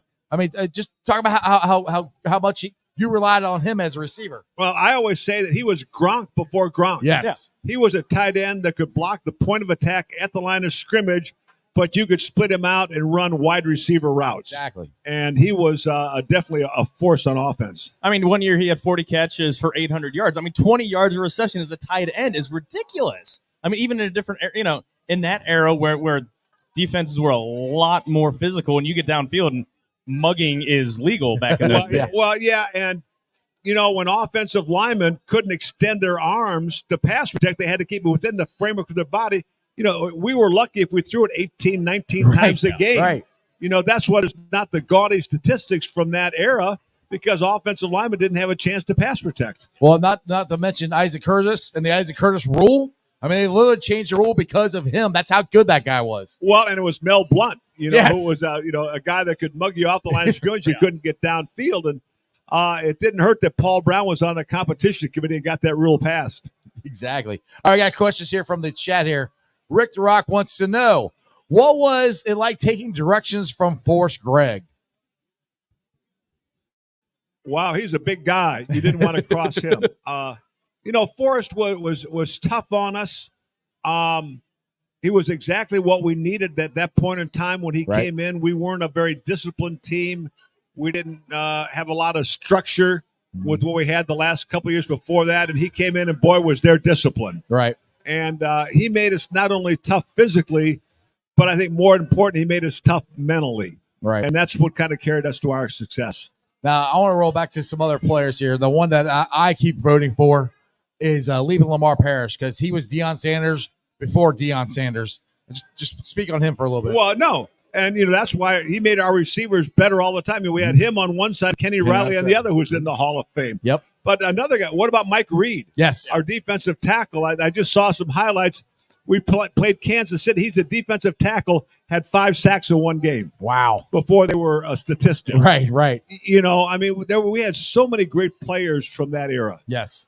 And that's what's great, like you said, about the Ring of Honor, that we can show we can remember these guys. My fear, and that's why I wish the Bengals opened it to 4 players, is that these guys will suffer like Ken Riley. Unfortunately, Ken Riley wasn't here to enjoy the Ring of Honor, to enjoy the Hall of Fame. That's where I'm hoping they get to do 4. So, because Trumpy's in his 80s. Well, yeah, what I wish they would do is, if they're only going to do 2, say, okay, this year we're going to do 1 from the 60s and 70s. Yes. There you go. And 1 from the 80s or whatever, and then maybe 1 from above that. Because, so many of our fans now never saw us play. Right. So they remember Ocho Cinco. They remember Corey Dillon. They remember the current players. Right. But they don't go back and remember what great players we had back in the 60s and 70s. Exactly. I think this, since they induct 2 people, you have someone from you have an era from the 60s to, say, mid 80s. That one vote goes to that, and you have that list of players, and then a vote from the more modern. Because a lot of these players that deserve it, the Tommy Casanovas, Chip Myers for that matter. Oh, heck yeah. Guys that deserve the recognition, that just because Geno Atkins is going to be coming up soon. Carlos Dunlap eventually will probably, when those guys are going to get their turn in there. Right. Let's go back and get the old guys. Yes, in first. Exactly. And that was, I wish that they would have opened it up to more outside of the year 1, allowing 4 people, having 4, we can't run out of space too quickly, though, in the stadium. Yeah, exactly. They'll make the stadium bigger. They'll figure it out. We can do that. They got to figure that out. They're going to put a dome on it. Have you heard that? Are you in favor of that, by the way? I take that as a no by your look. I guess I'm old school in the fact that football's meant to play outside. See, I totally agree with that. My only thing is for the city of what they could get, Final Four, stuff like that. That would be cool. But that's why I would say, if you're going to do it, make it a retractable dome, so at least we can let it snow on us when it's. Now that's okay with me. If you want to keep it closed for a concert, right? Open it up for football. Exactly. Although that being said, some of the games in December, I've been out in like negative temperatures. There was a first year the stadium opened. It was a December game. Maybe it was 2001. It was maybe 35, 40 degrees, but it was snowy and wet, and it was the coldest I've ever been in my life. So the thought of being able to maybe sit in something climate controlled in December. Now, don't talk to me about that. You were in the 35 You were in the freezer bowl. Cold. I don't want to hear that. That's what I'm talking about. You were in the freezer bowl. I'm sure it was to your benefit playing a team from San Diego, but wouldn't it have been better to be climate controlled so you feel your fingers for the whole day? No, that goes back to the mental toughness that we had to play under those conditions. And people say, well, the guy that was unfair, we went out in San Diego and kicked their ass earlier in the year. And if they'd have won in their own place, we'd have played that game in San Diego. So we earned the right to play it in Cincinnati. But then you end up playing the Super Bowl in the Dome anyway. Well, I remember another game. Gosh, I think we were playing the New York Giants, if I'm not mistaken. And I'd had a bad thigh, and they're draining 100 cc's of blood out of my thigh on Mondays and Fridays to play. And I played about 5-6 weeks on it. And I wake up that morning and it turned cold. And I go down, I'm limping, and I tell the head coach, Bill Johnson, I said, I don't know if I can go today, Coach. He goes, Right. well, shit, you've been playing with it for a month. And he said, go down and stick it in the whirlpool. Rub some dirt on it. Can't get out there. So I go down, and we're starting the game, and they said, what do you think? I said, I think we can go a quarter. Well, my first pass is a touchdown. We're up 7-0. Nice. My second pass is a touchdown. We're up 14-0. It's starting to snow. My third pass, touchdown. We're up 21-0. Now there's snow all over the field. And he goes, we're starting the second quarter. He goes, can you hand off? And I said, yeah. And so now there's all kinds of snow on the field at halftime. They got plows ready to clear it. Yeah. And Paul Brown calls down from the press, get the plows off the field. Our quarterback's got a bad leg. They can't catch us in the snow. So I threw 2 more passes, 1 incomplete, another one for a touchdown. The best statistical game I ever had, 4 out of 5 touchdowns. That's why he should be in the Pro Football Hall of Fame right there. That's efficiency right there. That is incredible efficiency. So I know you've been asked about the Freezer Bowl a million times. First of all, have you thawed out yet? Why do you think I've got a sweatshirt on tonight? So Jim Barish has been on my podcast before, and he said it's like kicking a football is like kicking a brick. What was it like trying to throw a football in that weather? Well, as Lapham always said, I had a big pair of muckers, so I had pretty large hands. And, the problem was not the cold, and Dan Fouts and I have talked about this a lot. The problem was the wind. I mean, we got 30-mile-an-hour winds at the old Riverfront Stadium. Swirling, yeah. And we found out pretty quickly. I mean, I threw early in the game. I threw a swing pass to Pete Johnson and it nosedived, about 5 yards short. But we had more success throwing it between the hashes. So if you go on as that game progresses, you see all our completions are towards the middle of the field. Right. But my best story is we didn't have hand warmers. We didn't have the little things you put your hands in. But they brought in heated benches, which we had never seen. Right. And so it's the middle of the first quarter, and I go over and I'm sitting on the bench, and they got these little slots your feet go into. Right. And luckily, I've got my helmet on because I'm sitting on my hands to keep them warm. Right. There's a big roar, and I said, "My gosh, is there a turnover? Am I going back in?" I stand up to see if I'm going back in. My feet don't come out of the slot. I go down, and the first thing that hits is my face mask. I'm hearing birds and seeing stars, which ain't good. Oh. I'm calling for the trainer, Marv Pollen. Marv, give me some smelling salts. Do something. I can't get knocked out of the AFC Championship game falling off the bench. Now, in today's world, some camera would have caught it. I'd still be on those funniest bloopers. things. Right. Oh, God. Right. But more importantly, I may have had to go into concussion protocol and never finish the game. Yeah, exactly. So I don't know. Thank God they didn't have that then. That's exactly right. So I know everybody says they were at the Freezer Bowl. My uncle actually was there. He had season tickets, and I got Super Bowl banner and all that stuff to prove it. He said it was the coldest he's ever been. Obviously, have you ever experienced anything like that ever in a football game? No. I had people at the game. They go buy a beer, and before they get back to their seat, the ice is frozen at the top of it. Right. Their hot dog is frozen. No, nothing close to that. And but like I say, it's I think that's one of the most satisfying moments I had, that we could go play our whole team in those conditions and play well in those conditions. Yes. Now, I was gonna say, how good did that shower feel? Being able to get out of the clothes in a nice warm. How long were you in the shower? You probably didn't even crank it up. A long time, but I put on a parka. Didn't take until 11 o'clock that night. So it was cold. So I think I remember a story you talked about that, Parker. Didn't you have like a get together with some of your friends and family or something after the game, and it took you till forever to actually warm up, right? You want to take a coat? No, I'm good. Yeah, right, exactly. So and that's why and Dan Fouts, we both talked that if we get into it's 45 degrees, we don't have something on our hands, our fingers start to turn white. Right. And I get, if I'm not well dressed in 50-degree weather, I start getting the shake. So it did affect your body. Yeah, we were just at the UC football game, and the Arizona State had a heated bench there, and it was 73 degrees. And they had the heated. We're like, are you serious? Did they put cool air in it you could sit down on? I don't know. They look like just the regular heaters. Yeah, I think they had heaters. I get you're used to it being like 100 degrees, but it's 75 degrees in October. Like, cherish this, man. Well, and then when it was warm up back at the old AstroTurf on Riverfront Stadium, that you played a preseason game and it's about 90 degrees, your feet got really hot, playing on that. My favorite thing is seeing them. St. Louis, I think it was somehow might have been a little bit worse that they would crack an egg, especially during baseball games. Crack an egg, put it on the turf, and it would actually fry during the game. No question. Coming off it. Yeah, so I got to watch the Bengals game this past Sunday inside Paycor. I actually got to go on the field turf. That's pretty nice compared to what you guys got. Did I try to explain that to people that you basically, when you got tackled or you're running, you got tackled on concrete. And there wasn't much pad there. It was carpeting over asphalt. Yeah. And it wasn't shag carpeting. Right. Exactly.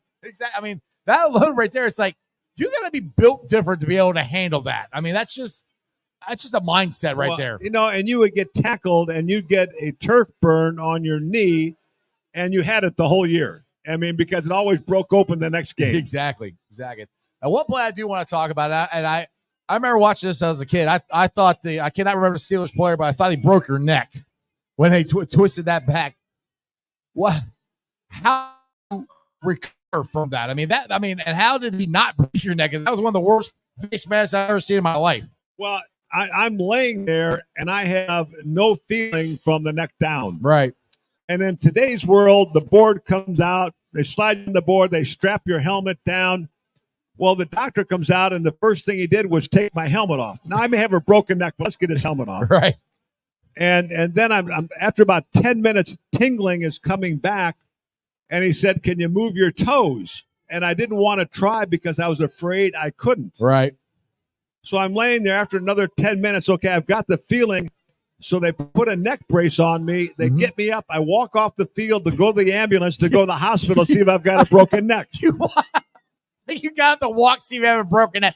Wow, how times have changed. No, but I'm in the back of the ambulance. Right. Ambulance driver can't find the hospital.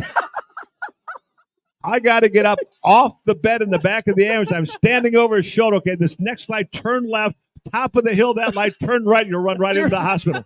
So you were giving directions how to get there? Oh, yeah. I mean, you can't make that shit up. No, you cannot. You cannot make that up. That's hilarious. Oh, an ambulance driver not know how to get to the damn how do you not? hospital. That ambulance driver must have been fired, or he must have been new. How do you not know how to get to the hospital? This is ridiculous. Oh my goodness! All right, I got nothing for that. Yeah, that's I can't top that. Let's roll back to the '81 season and we experienced. I experienced it 3 times. The Bengals going to the Super Bowl, not being a part of it, but being a fan. But this city, just how this city goes ape shit for the Bengals when that happens. It happens 3 times, and this city is just orange and black everywhere. Well, that was the first year as the season went on. We say, to go to the playoffs, you got to win in November. Right. We had 5 games in November, all against playoff contending teams, and we blew them all out. So then the momentum really started. All of a sudden, they're ringing the lower bowl of Riverfront Stadium with signs, on bed sheets and all that. And that's when it kind of, really took off. And, I remember the pictures from the AFC Championship game, the sheets blowing in the wind because of that. And that's when kind of, I think, Bengal mania took off. That's when all of a sudden you started to see the face painting. Right. You started to see orange and black wigs. You started to people seeing wearing jerseys. Exactly. I think that was, okay, the Bengals are finally here. And the way that the town backed us was unbelievable. And that's the year the Who Day chant started. That's right. So we were well before Who Dat. Yeah. Yes. Thank you. Take that, Internet. We're well before Who Dat. It's Who Day before Who Dat. Exactly. So do you remember the first time you heard that? Because it's not. Is there a game or it just started? Is there anything? It just kind of went, and and it just, of course, you're not hearing a whole lot. You hear muffled sounds, on there. But I think that was the year that it all started. So when did you guys start? Did you guys? I know Ted, the guys now do at the end. Who Day thinks going to beat the Bengals. Did you guys do that back in '81, or was that later on? No, that was much later on. Okay. So who is that? Something that Paul Brown came up with, or how did the actual chant come up? I have no clue how that started. That'd be a great. Whoever knew how that started, that'd be great to have them come up and I'm tell always that story. curious But about that. I got no clue.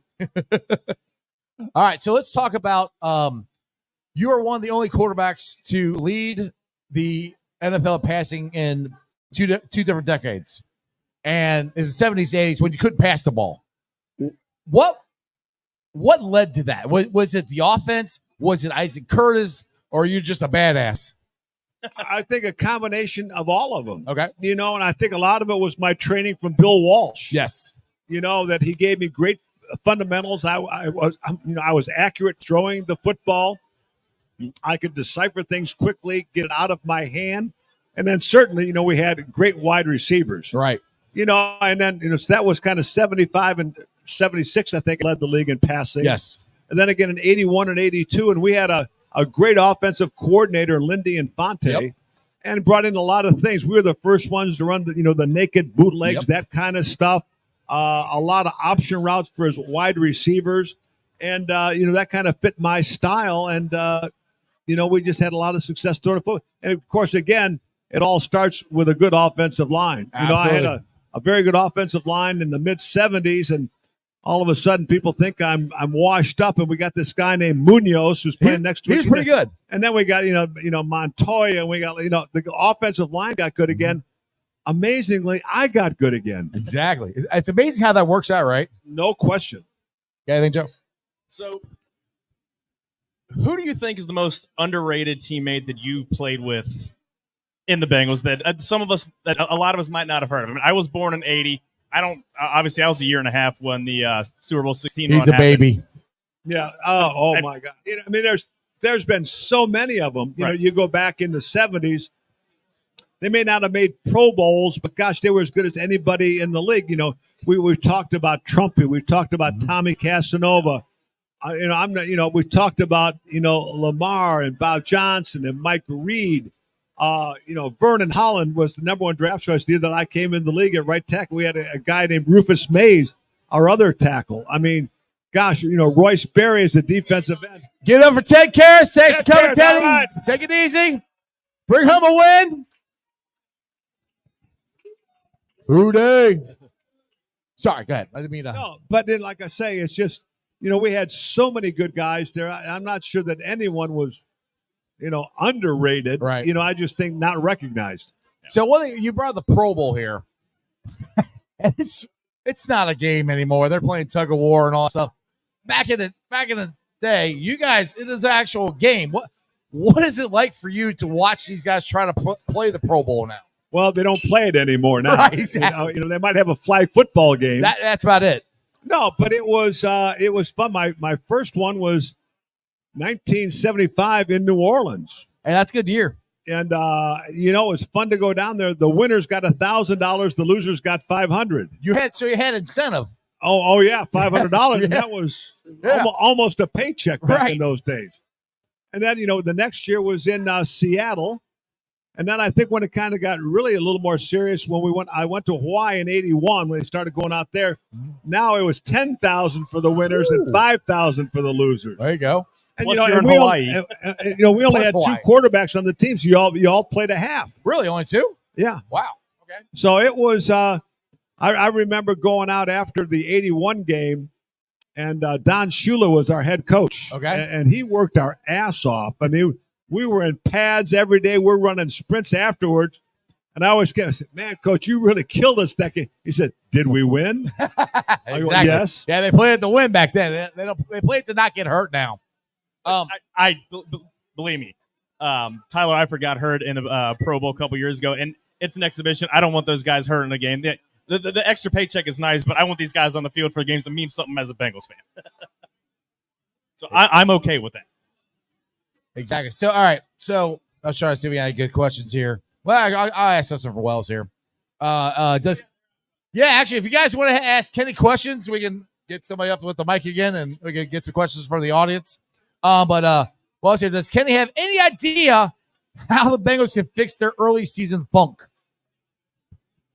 Well, I think it's a fine line now. You play 17 games, and you want to get the guys to the end. Yeah. We complain about their record to start the season, but yet you look at their record in December and January, and it's about the best in the league.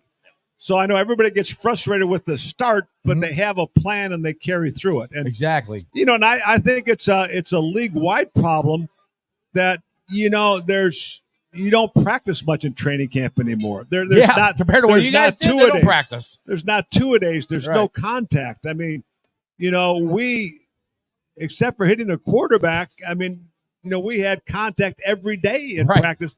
Every day was a two-a-day and every day was in pads.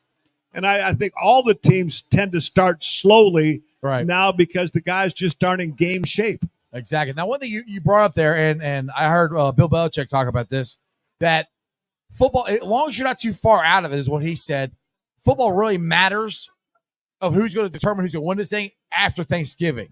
And in my opinion, the Bengals are getting themselves out of this, and like they've done the last couple of years, which they were doing this last year until Burrow got hurt with the wrist. They were on a 4-game winning streak. Yeah, they lost the little one with the Houston Texans. They were winning the game against the Ratbirds when he threw his hurt but his they wrist. still went down to the last game of the year in Kansas City with a backup quarterback to be in the playoffs. Exactly. So everybody who thinks that the Bengals are out of this, you better pay attention because this team is getting healthy.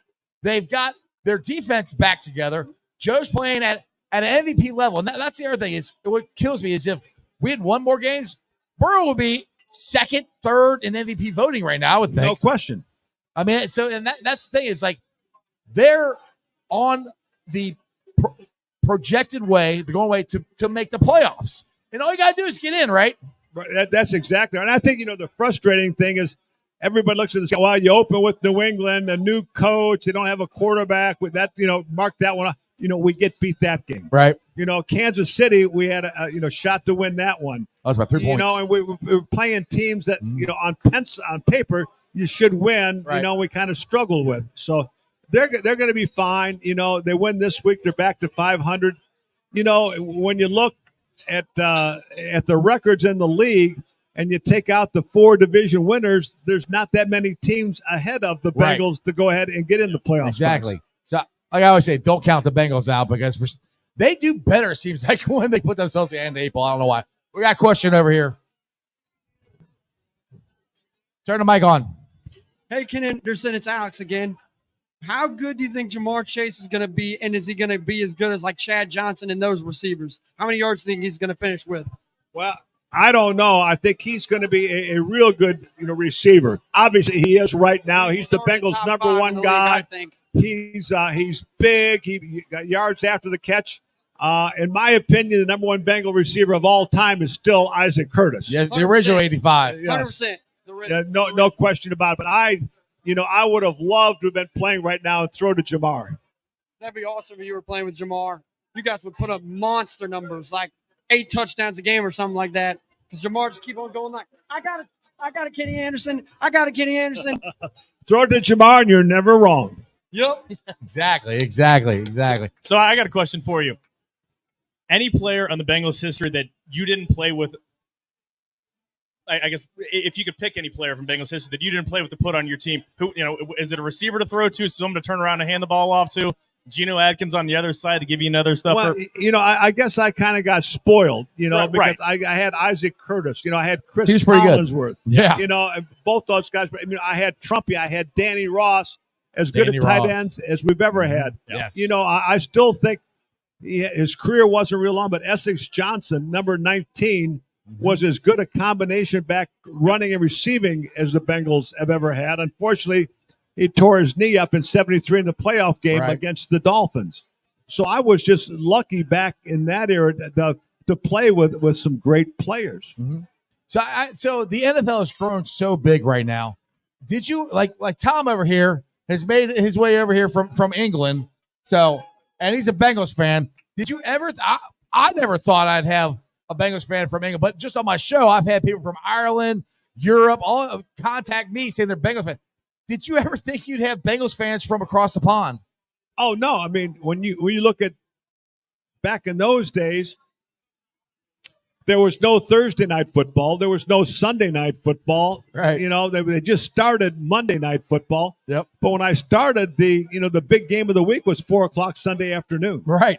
And then, all of a sudden, the TV numbers takes off, and that's when the salaries started getting big, and then the exposure really became that. But I think it's great. Christy, and I went to London. For both the Bengals game, and we're kind of trying to put some money away to go to Germany this year. So hopefully we're going to Munich. That would be cool. So what was it like when they started Monday Night Football? Like your first time, the Bengals' first time being on Monday Night Football, was it as big of a deal back then as it is now? Bigger, okay. Because there were no satellites to beam highlights. No ESPN? No. And so the first time that people saw highlights from around the league was on Monday night. Right. And so everybody in the National Football, every player stayed up until at least halftime. Did we make the highlights? Right. And I remember the first Monday night game in Cincinnati, I think was 75. Okay. And we're playing Buffalo. And that was the most yards I ever threw in a game. I think I had 447. OJ ran for 190. So it's kind of a track meet, but but to see the city lit up at night, and we have such a beautiful city here, that was really special when Monday Night Football came to town. Awesome. So, all right, let's talk about this. So you've been here. What year did you get drafted? Was it 70 or 68? 71. 71. All right. Third round pick. So 71, you've been here this long. Just the riverfront in general here, with the way the banks are, the stadium, you talk about how great it was with the city lit up now. How much different is it now, and how awesome is this area that we have here that we can enjoy here down at the banks? Wow, it's so different. Back then it was Sleep Out Louie. Yes. Caddies Yep. down the. I wish that what they would have done in the new stadium is where the pro shop is now. Put a bar, that's with naming Sleep Out Louie or Caddies. It would have framed the banks in. Yes. Although I think at least some of the new things you're talking about in the upgrades of the stadium, I think that it might be a real possibility. At least I've seen some of the drawings. That would be awesome. That would be a lot of fun. But no, I think we're a very unique city, and that we've got the Bengals Stadium, the Red Stadium, and it's all developed in between. Right. And being down here on game day is special. With the Door District they've got up there. With what they do here at the Moerlein House. It's game days are fun. Exactly. Well, speaking of the Moerlein House, we will be doing our tailgate, which you're going to be hosting it for us. We will be here. Exactly. The Mercedes-Benz Fort Mitchell Club at Moerlein Lager House. I'll be there. Kenny will be there. You should be there. It's the best deal on the banks. It's only $75. Open bar. Right, what's better than that, right, Kenny? How can they make money on that? I don't know. But at least not with me in the crowd. Exactly. And open buffet. Exactly. So if you guys want tickets, just go to Moerlein Lager House social media platforms. I got it on mine. You get tickets. $75. Best deal on the banks. Now let's talk about the Ken Anderson Alliance here and how you guys are working with Cincy Hats and what you guys got going on there. Well, we're trying to create live, work, and engage opportunities for adults with developmental and intellectual disabilities. And so right now in our facility on Plainfield Road out in Silverton, that we have our adult day services. A lot of it is music-based, which is really fun out there. Right. We do arts and crafts. We have engage outings where they go out into the community during the day, at night. We do job training, job placement. So just in those programs, we're servicing about 300 adults a month. And then, one of the things that we're trying to do with TED is to go ahead and we want to try to provide housing for those people as well. So we're working hard on that, and Ted is committed to do it, and we're going to find a way to get some of that done as well, because there's such a need, for housing for adults with developmental disabilities. So for people who are here or people who are online, where if they just want to donate and just help, where can they do that? They can go to KenAndersonAlliance.org. It'll tell you all about what we're doing. If you want to volunteer, we make it very easy there. If you want to donate, we make it very easy on that page. It'll tell you about upcoming events that we can have if you'd like to be a part of those. So, we got a lot of exciting things going on. Yeah, you guys always got stuff going on. It seems like every month or so, you got something going on, and it's great. And that's what's cool about what you and Ted can do. You've been given this platform, and you're not using it to boast yourself. You're using it to help other people out. And that's great. Well, no, that's the exciting thing, about it, and I think that's what makes Cincinnati such a great community. Is that we're able to come in and help out and get the support of so many people. Exactly. So, and I'll ask the same question I asked of Ted. Why this charity, or why why this population to support? Well, my wife had a nephew. He's still alive, but it was severely autistic. And one of the things that we knew that housing was going to be an issue, and that's when we started the Ken Anderson Foundation about 14 years ago, and raising money to kind of get this thing started. And then I'd met with the mayor, Cranley, at that time. Right. And talking about where we might do it, how they could help us out. And they called me and said, Kenny, there's another group of Down syndrome parents. So we kind of merged to form the Ken Anderson Alliance. And at that time, we merged with another one where we got our building. And so right now, our kind of main focus is on our adult day services and our gauge outings and our job placement and training. But in the back, we're still always wanting to go ahead and find housing opportunities. And that's why we're real excited to partner with Ted. And like I said, that the housing opportunity not only helps the person, but it helps the family out. Well, one of the things, a lot of these kids, live at home and they're almost isolated. Right. And that's why we're really excited about our engage outings, where at least one day a week that they may be able to come and get out in the community. Right. Or come there in our adult, day services and be around a group and to make friends. Yes. But I think that's what a lot of parents are afraid of. What happens when I'm not here? Right. That's the bit. I mean, that would be me if I had that problem. It's like, okay, I can take care of them now, but when I'm not here, what's going to happen to them? Right. And that's I know my brother-in-law said it. Just my prayer is that I live one day longer than him. Right. And which is obviously that's not always going to be the case. Right. But right. There's such a need, and we're just trying to make a little bit of a difference. Exactly. And I will say the coffee shop there makes it really. I've gotten a couple cups of coffee. They do a really, really good job. So well, yeah, we unfortunately we had to take a pause on that. We hope to get it back up and running. Okay. As we go through this thing, but yeah, that's and we had our O2 Urban Farms. We were growing lettuce indoors and selling it. That we've had to put a pause on that as well. So we're trying to go ahead and get reestablished and getting things back on track. I literally live a mile and a half away, so I need that back. So I need to get some good coffee again. So so you've been to MVPs then? Oh yeah, okay, very, very often. Yeah, he likes to drink too, so that's okay. I like to eat what's better. wrong with that? Nothing. Okay. Cheers. I like to eat more, and they've got great wings and big old tater tot boxes that are amazing. All right, so if anybody wants a shirt or anything, they can get them over here, and you'll be autographing them. Yep. Later on? We got them over here, and we'll also have them on here On Sunday. Okay, so again, get your tickets if you guys want to come to Mercedes-Benz Fort Mitchell Moerlein Lager House pregame experience. Kenny will be there. I'll be there. We'll be doing a pregame show. We got a DJ there. It's gonna be an absolute awesome time. Kenny, what is your heart of heart? What's your thoughts here on this Bengals season? I mean, I'm a homer. I mean, I look at everything with orange-colored sunglasses. Me and him go back and forth. He's too much of a realist.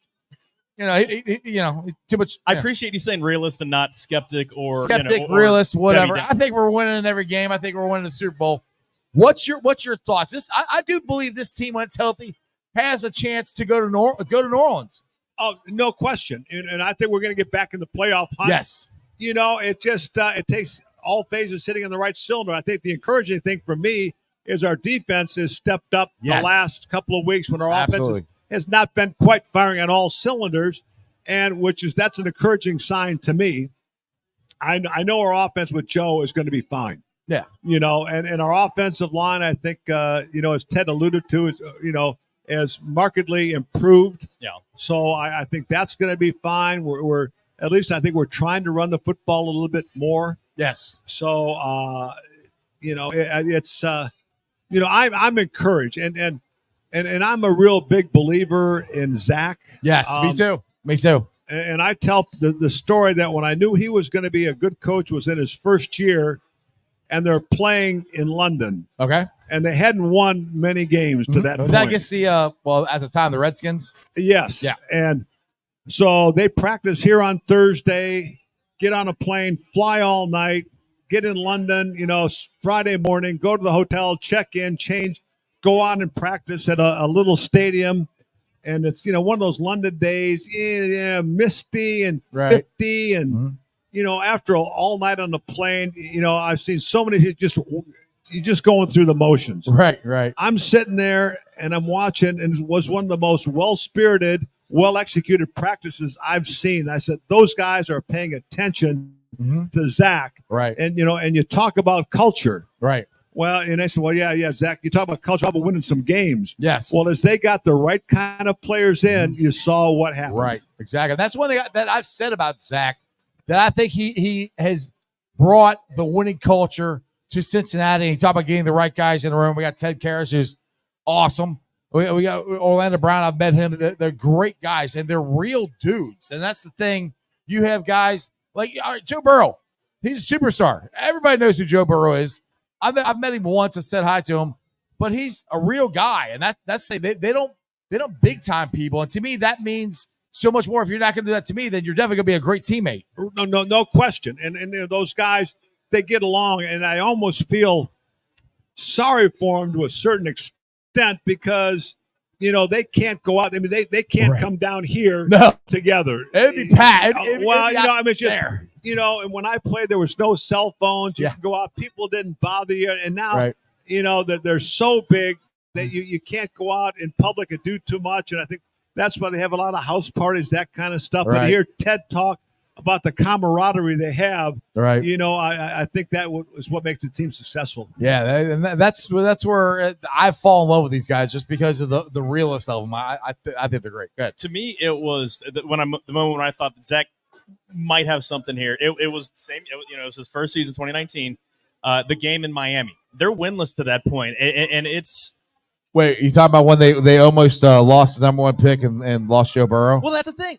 I'm sorry. I was rooting against the Bengals. One of the only time in my life I was rooting against it because I wanted them to get Joe Burrow. Yeah, but they didn't quit.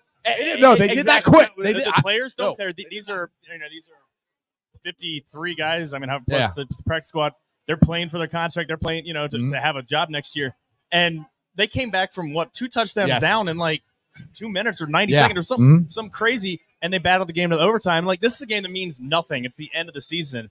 And these guys, and a lot of them weren't with the team definitely weren't with the team in 2021. Correct. Are out there still giving their all for a brand new coaching staff that they know they're probably not going to be playing for the next year. So that was the moment to me when it's like, okay, he's built something. Like, these guys have bought in. Like Tyler Boyd dragging himself up off the turf just to be able to stand up so that they could clock it or whatever to kick at the end of the game. They're like they're giving that much effort. And we got to give a little credit to Andy Dalton too. Yes.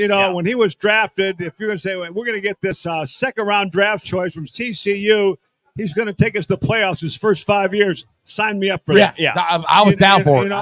And he was another one of those guys that made a difference in the community with what he did. Exactly. So, I mean, Andy's always been a great guy, a great friend. And, I'm glad he didn't win against the Bengals, but I'm glad, but I'm glad he's playing well. Yes. I honestly would love Andy whenever he's done playing to finish his career as a Bengal. Because I was an Andy apologist or whatever, because I'm with you. He came in here in a bad situation, went to 5 straight playoffs. Yes, we never won one, but we still went. Right. I mean, that means something. Everybody keeps shitting on him, but he was a good quarterback. No, he was a really good quarterback. Yes. He just didn't quite have all the pieces around him, exactly. To go ahead and take it to the next level. But, but like I say, it's just he kept up with the tradition of Bengal players making a difference in the community. Exactly. Yeah, and he's one of the guys that the further away we get from him leaving, I mean, 2020 was his last season here, he's getting more and more, maybe not revered, but they realize how good he actually was. They realize, like, no, he was actually a damn good quarterback. And, yeah, he wasn't Tom Brady. He wasn't Peyton Manning. He was going up against Tom Brady and Peyton Manning and Ben Roethlisberger. Like, these are the guys that he had to face in the playoffs. And he was his name's going to be on the facade of the stadium one day. I've said that, and I've gotten roasted before that. I think he should be in the Ring of Honor eventually. Not now, but eventually. You look at stats. But can we change his number when we put him up there, though? 14 and a half. 14 and a half. Obviously Burrow still has a long career to play, but his numbers after yours, he's got the second best resume of any quarterback. Boomer didn't have as long. Carson Palmer didn't have as long, but the fact that Andy was here for 10 seasons and won so many games, there's a lot to be said for that. So. Yeah, exactly. And I have a question. When you saw him wear 14, did you make a phone call going, Mike, can you try to get him to change his number? No, but they did call and it said he has asked, would it be okay with you if you wear number 14? Wears number 14. That's what his dad wore when he played football. Okay. I didn't realize that. That's you know what are you going to say? Yeah. No. So it's mine. It's mine. You can't have it. The secretary that had called, I said, okay. You go back, and I want you to go into that room with the head coach, with Mike Brown, and I want you to quote me exactly. Say, he can wear 14, but he better effing play good. Exactly. And he did. He did. Now, the end of this thing here, let's talk about Paul Brown, the guy who drafted you, started coaching you. What kind of coach was he? Was he a mentor to you? What did he mean in your life? I tell you, one of the greats of all time. Mm-hmm. Exactly. The way that the National Football League operates is because of what he started. Yeah. He was the first one to have a full-time coaching staff. He was the first one to give the players playbooks. He was the first one to give them mental tests to see how they could learn. Face mask, too. He was great. And obviously, he wasn't as involved in game planning when I got there. He was in his 60s as he was when he was in Cleveland. But he hired good coaches and let them coach. And he was a great evaluator of talent. Right. And he kind of knew when guys were at the end. Sometimes you might let them go what people think are a year early. Right. I think he was right in most of those cases. But no, he was just, I was in awe of him when I played here. Right. He told people it's time to go find your life's work. That was his famous phrase? Oh yes. Exactly. Kenny, looks like this game may be a little too big for you. Maybe it's time to find your life's work. Well, he didn't tell you that for a long time, though. So you were pretty good. Well, no, you never really get close to anybody like him until you're done playing it. Right. And I remember, and I wish I had those tapes. I was working for Channel 12 at the time, and I was doing a Monday night special before the Monday night game. Right. And I went with just Paul and I out in the stands at Riverfront Stadium with the photographer, and we talked about his whole career from Massillon to Ohio State to the Naval Academy to the Browns to the Bengals. And we did a segment for each of those called PB Remembers. And I wish I had those raw tapes now to listen to that conversation. Now, maybe call somebody at Channel 12. I know Skinny down there. Go find him for you. Anyway, Ken, it's been a blast. I know there's a question here on the chat before it started, and I asked it to you off air, but I'll let you say it on air. When you go into Canton, are you going to have the mustache on? Oh, if I get lucky enough to go, it's got to be the mustache. Got to be the mustache. Got to be the mustache. Hey, give it up for Ken Anderson. You guys want any shirts or anything? They're right over there. He'll be signing them. Ken, thank you very much. Appreciate it. See you Sunday. Yes, we will. Again, Kenny will be down here Sunday for our Mercedes-Benz Fort Mitchell pregame experience. It's going to be an awesome, awesome time. I cannot wait as long as I can hit the right buttons here on the computer. There we go. Thanks. You're welcome. Thanks, Joe. Hey, by the way. That's why you give me administrative. Well, when you talk like this, people can't hear you. I know. So you got to have the mic up here. Thanks, boss. All right, so we're about to end this thing here. You got any final words you want to say to Bengals Nation or the people here? Damn Eagles. I mean, the Eagles are a solid team, but they're beatable. Their defensive line isn't the defensive line they've had over the past 5-6 years in the Super Bowl run. Jalen Hurts is a solid, not great quarterback. They've got good receivers, but there's no reason that you're going to have the home crowd. You're going to be wearing the whites. Again, look good, feel good, play good. Sounds good. So, yeah, I mean, just go win a damn game. Exactly. All right. My thanks to Ken Anderson. My thanks to Joe Schmo for joining. My thanks for Ted Karras. My thanks to Midwest Best Barbecue, Meyer Door Windows, Hail Marys. Let's end this thing right because we're going to win. All right. Ready? Who they think gonna beat the Bengals? Who they think gonna beat the Bengals? Nobody.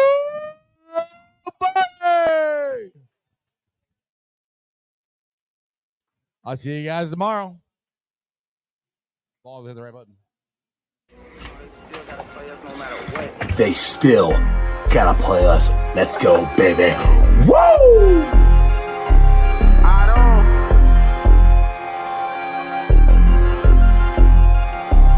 Hey, don't run that ball on the one Hubbard, showed you how that go down. Feeling like Santino, tell him we want all the smoke now. We ain't snooping that commercial, we don't put no smoke down. Plus we back and you can't hide, so it ain't nowhere safe to go now. We always gon' turn up in that jungle every time. How we ain't gon' win when we loaded in with 9? Plus T just came in signed, so the city gon' be fine. Jamar say he open every time and he ain't never lied. Look at how we win at it, the size of the old line. Giving Burrow extra time should be a federal crime. Hey, we right back on that path again. Put the division back to the test, they won't pass again. Orlando and Trent Brown, that's the Tower Twins. Feel like we only getting better as we stacking wins. Jaceki in for 6, that's a gritty again. AFC North battles getting gritty again. It's Yoshi's second year, we just brought Burton in. Vaughn back to ring some bells, get the cracking again.